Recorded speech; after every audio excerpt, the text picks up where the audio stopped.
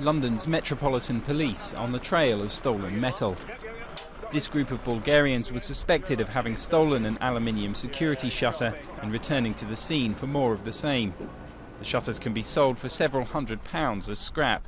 Metal theft has become a major problem in the UK and in much of Europe. What's new is the price of the metal has increased to such an extent that it is attracting a larger number of opportunist thieves. So it's the scale and it's the targets. It ranges from bus shelters to graveyards to drain covers.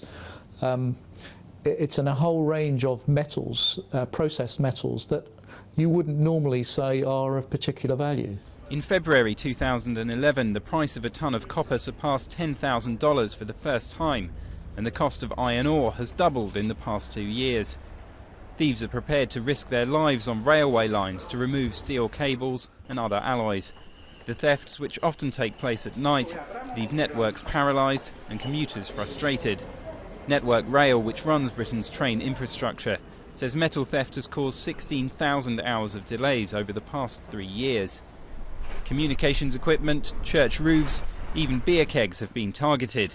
In fact, few places are entirely safe. It is a dangerous activity. It's having impact. We've had generators stolen from hospitals, so we've had hospital operations affected by it. Police have drafted in reinforcements for particularly hard-hit areas, but catching the culprits isn't easy, and the stolen objects can be processed at a scrap merchant and sold on in as little as 20 minutes. In December last year, a sculpture by one of Britain's best-loved 20th century artists, Barbara Hepworth, was stolen from this park and is unlikely ever to be recovered. It's an absurd equation, having a really valuable, beautiful piece of work melted down and sold for so little that the bronze is worth when it's melted down at a scrap merchant. It's the wrong scale, even if one's interested in thieving, which I am not. Angela Connor's aware that her own monumental works could one day catch the crook's eyes. In a move others may want to follow, she's made sure they're all protected by alarms.